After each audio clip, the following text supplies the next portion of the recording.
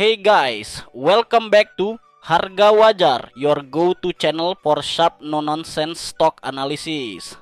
Hari ini kita akan bedah tuntas saham PT Pantai Indah Kapuk 2 Tbk atau PANI.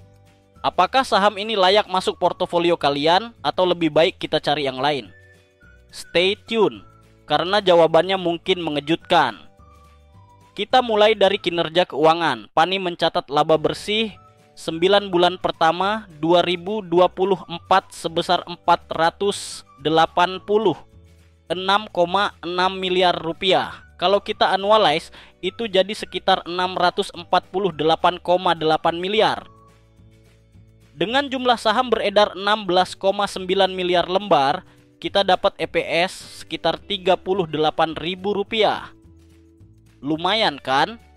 Tapi apakah itu cukup menarik? Tunggu dulu.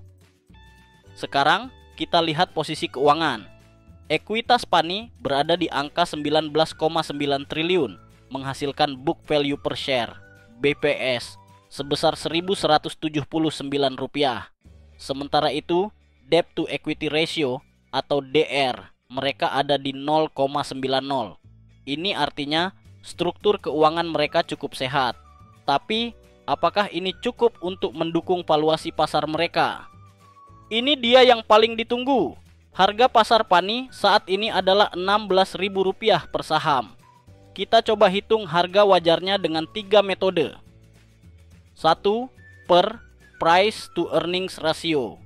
Dengan EPS Rp38.000 dan PR industri properti 10 kali, harga wajar saham ini hanya Rp384.000. 2. PBP price to book value. Dengan BPPS Rp1.179.000 dan PBP industri Rp307.000, 1,2 kali. Harga wajarnya Rp1.415.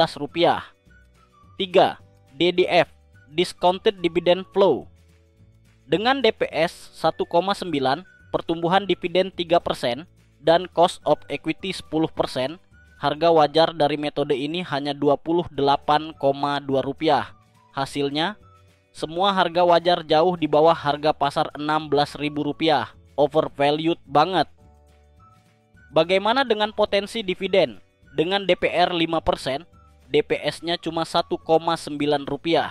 Kalau kita bandingkan dengan harga pasar Rp16.000, dividen yield-nya hanya 0,012%, sangat kecil untuk menarik minat investor dividen.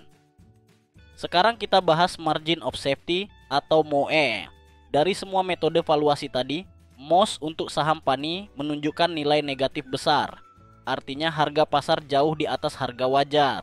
Misalnya, dari metode per, MOS-nya minus 4.064%. Ini indikasi kuat kalau saham ini terlalu mahal. Jadi, apa kesimpulannya? 1.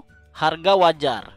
Berdasarkan PR, PBP, dan DDF, harga wajar saham PANI jauh di bawah harga pasar Rp16.000. 2. Dividen. Potensi dividen yield sangat rendah, hanya 0,012%. 3. Rekomendasi, saham PANI pada harga pasar saat ini tidak menarik, baik untuk capital gain maupun dividen. Untuk investor yang mencari value, mungkin lebih baik kita cari saham lain dengan valuasi lebih masuk akal. Setuju? Itu dia analisis kita untuk saham PANI. Kalau kalian suka konten seperti ini, jangan lupa like, share, dan subscribe untuk lebih banyak analisis tajam dan menarik. Sampai jumpa di video berikutnya.